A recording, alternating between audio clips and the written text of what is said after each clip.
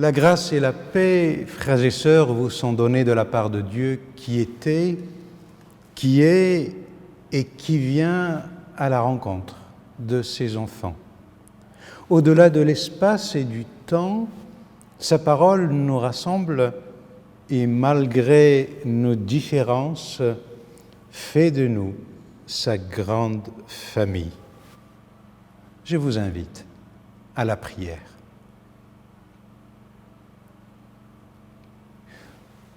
Ô mon Dieu, achève d'illuminer mon esprit. Ta parole est ma joie, plus agréable que toutes les richesses, tous les honneurs et tous les plaisirs. Ne me laisse pas, Seigneur, sans la plénitude de tes dons.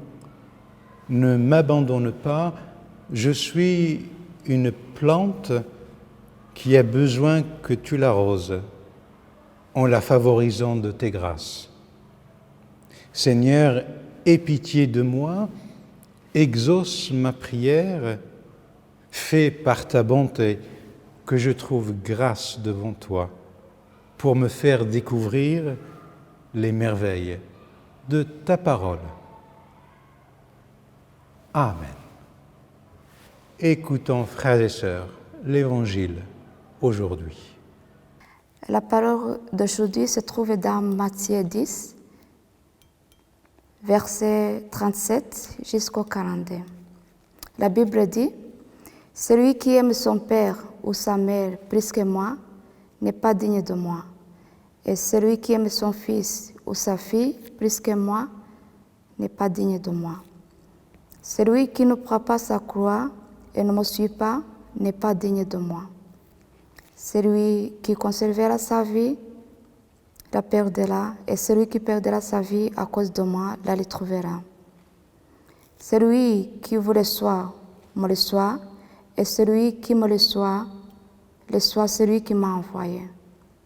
Celui qui reçoit un prophète en qualité de prophète recevra une récompense de prophète, et celui qui reçoit un juste en qualité de juste recevra une récompense de juste.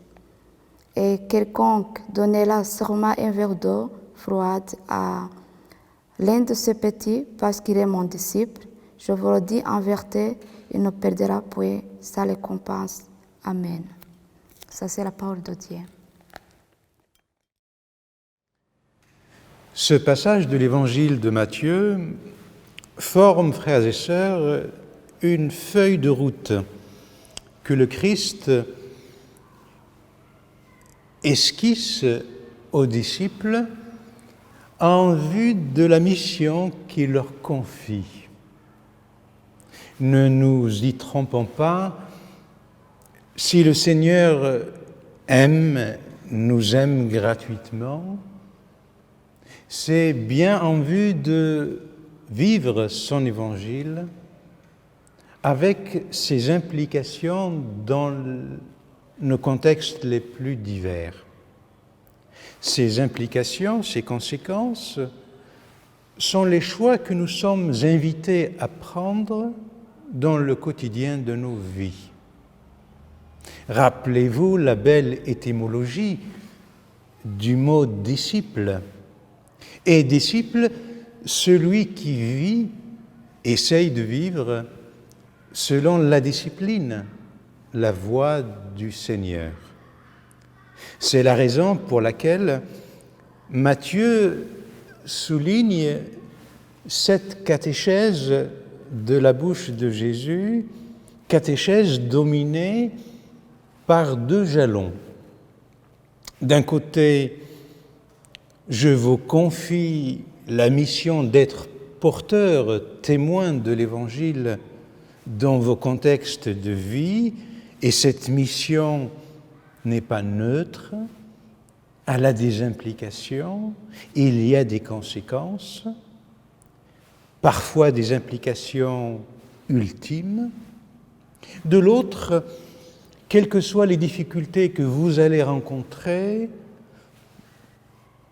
je serai avec vous. Ma confiance vous est acquise et vous ne manquerez jamais de mon soutien et de mon encouragement. Mais là, frères et sœurs, où les choses se compliquent un peu, c'est quand le Seigneur nous parle de division, lui qui est l'unité. Quand le Seigneur parle d'épée et de poignard, lui qui est la paix et le pardon. Quand nous parlons de la vocation du disciple, de ses implications, on pourrait s'attendre à tous les défis qui se dressent devant nous, individuellement, communautairement, en Église. Je pense dans le domaine de l'éthique, je pense dans le domaine de l'écologie, du social et du politique. Les défis ne manquent pas. Ce matin, le Christ met en lumière, d'une manière tragique, une autre dimension du fait d'être disciple, une dimension qui nous est chère, qui nous touche au plus près, car elle nous est intime, puisqu'il nous parle de la famille, et plus particulièrement des relations parents-enfants qui n'échappent pas aux exigences de l'Évangile. Pourquoi Jésus prend-il cet exemple familial? Le père opposé au fils, la fille à sa mère et la belle-fille à sa belle-mère. Encore qu'à propos de ce dernier exemple, l'opposition n'ait la plupart du temps rien à voir avec le Christ. Jésus prend des exemples familiaux parce que ça correspond, me semble-t-il, à une certaine réalité. Dans les familles, des familles ont été désunies à cause de l'Évangile. Dans sa première lettre aux Corinthiens, l'apôtre Paul parle de ces couples formés d'un conjoint chrétien et de l'autre qui ne l'est pas. Dans l'histoire, nombreuses sont les familles ou les couples qui se sont brisés à la suite de la conversion, du choix de l'un ou l'autre conjoint à la foi chrétienne.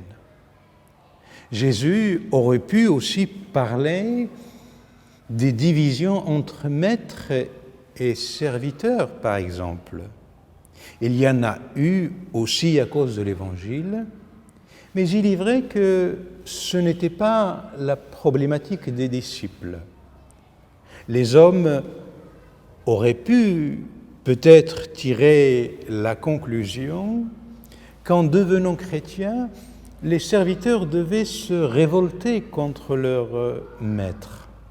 Cette parole serait devenue un instrument de revendication politique et sociale. Or, Jésus n'a jamais enseigné cela.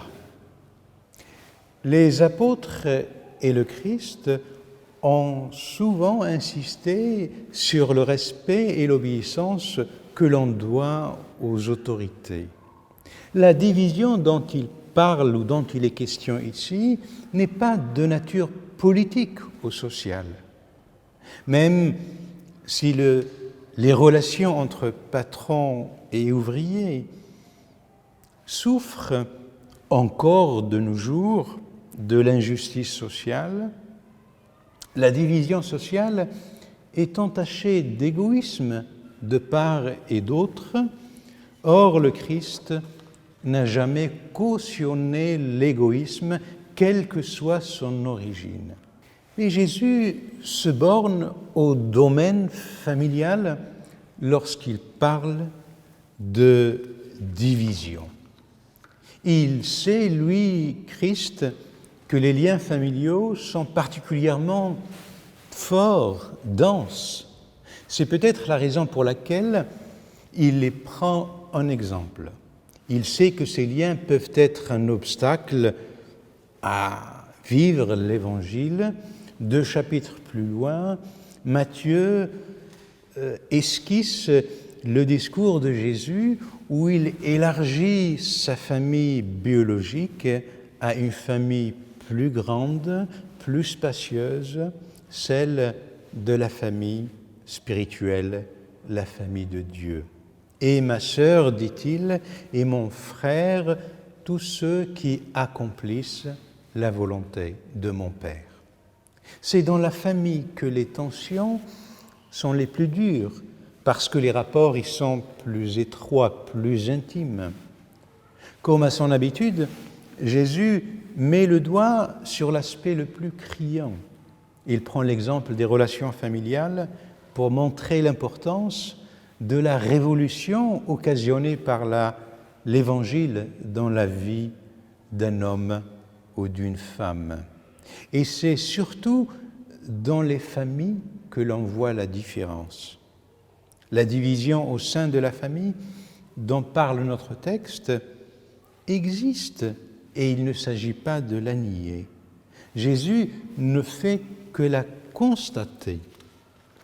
Face aux divisions, nous pouvons, frères et sœurs, reculer, faire taire la parole du Christ que le Christ nous adresse. Ici, le Christ nous invite à accepter cette perspective de division. Elle est peut-être un signe de personnalité, de maturité. Face au patriarcat tout-puissant de son époque, Jésus admet qu'un enfant peut se désolidariser de son père pour suivre, trouver son chemin. C'est une révolution dans un contexte où les pères avaient droit de vie ou de mort sur leurs propres enfants.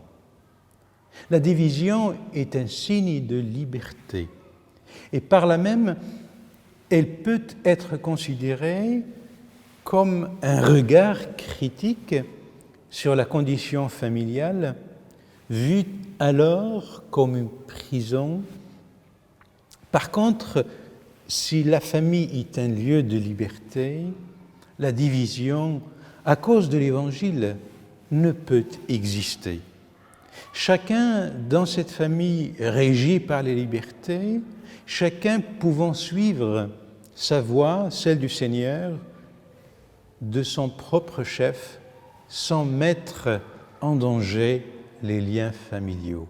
Nous connaissons beaucoup d'amis, de frères et de sœurs, où au sein de la famille, on ne partage pas les mêmes valeurs spirituelles, mais parce qu'une certaine liberté, tolérance régit ces relations, eh bien, la vie continue dans le respect et dans l'acceptation. Pourquoi parmi tous les liens familiaux, Jésus ne cite-t-il que les rapports entre parents et enfants? Où sont les rapports entre frères et sœurs, entre époux et épouses? Je pense que le Christ se limite aux relations de parents-enfants, laisse de côté les relations entre époux et épouses et frères et sœurs, parce qu'entre frères et sœurs, époux et épouses, Jésus pose le principe d'égalité. Les uns et les autres sont sur le même pied d'égalité. Les relations entre frères et entre époux ne sont pas porteuses de notions de dépendance et de responsabilité sur le plan vital. Un homme, d'ailleurs, peut vivre sans avoir de frères et de sœurs. Une femme, un homme, peut très bien vivre sans être marié. Le prophète Osée, souvenez-vous, a bien laissé partir sa femme sans cesser pourtant de l'aimer. Jésus ne cite que les rapports entre parents et enfants parce que personne ne peut venir à la vie sans parents. Il y a ce lien vital qui est appelé à vivre de la liberté. En prenant cet exemple, Jésus met l'accent sur la vie, sur celui qui est source de toute vie. Il veut nous dire, plus que la vie biologique, il y a autre chose. Il y a cette nouvelle vie dont il est lui-même la source et l'aboutissement. Amen.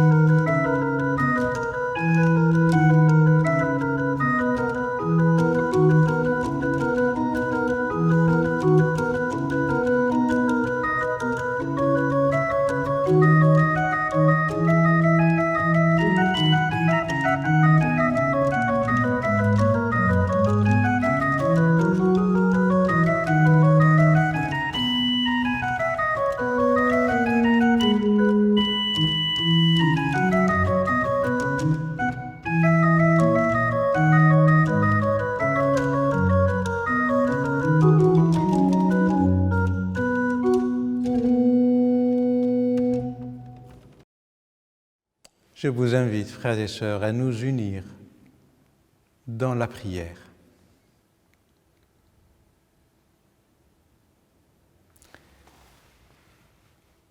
Seigneur notre Dieu, nous voulons te bénir pour tout ce que tu nous as déjà donné, pour la communion des frères et des sœurs en Christ, pour ta parole vivante, lumière, nourriture et vie que ton amour nous a donnée. Nous te bénissons. Dieu de compassion, écoute les cris des peuples en proie à la violence et à la guerre. Réconforte ceux qui souffrent à cause de la violence.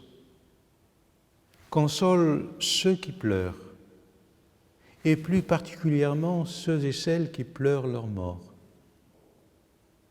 Convertis les cœurs de ceux qui ont fait le choix de prendre les armes et protège ceux qui se dévouent à la paix.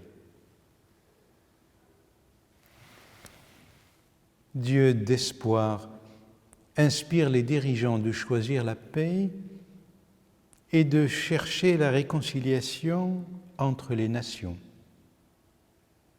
Inspire de la compassion à ton Église pour les plus fragiles et donne-nous l'espérance d'un avenir de paix fondé sur la justice. Donne à notre communauté wallonne ici à Utrecht de prendre part modestement à ce ministère. Dieu qui fait lien avec nous, nous te présentons nos familles. Pour celles qui sont épanouies, nous te rendons grâce. Pour celles qui sont en souffrance, nous avons confiance que ta tendresse les entoure et les enveloppe. Unis dans une même foi, dans la même consécration à ton service, dans la communion de ton Église universelle, nos cœurs s'élèvent vers toi pour te dire la prière que le Christ nous a apprise. Notre Père qui es aux cieux, que ton nom soit sanctifié, que ton règne vienne, que ta volonté soit faite sur la terre comme au ciel. Donne-nous aujourd'hui notre pain de ce jour. Pardonne-nous nos offenses, comme nous pardonnons aussi à ceux qui nous ont offensés. Ne nous soumets pas à la tentation, mais délivre-nous du mal, car c'est à toi qu'appartiennent le règne, la puissance et la gloire au siècle des siècles. Amen. Allons, frères et sœurs, dans la joie que le Christ met dans le cœur de chacun. Il vit avec chacun de nous, il accompagne nos vies. Sa paix et sa bénédiction nous est donnée dans la foi, dans la joie. Amen.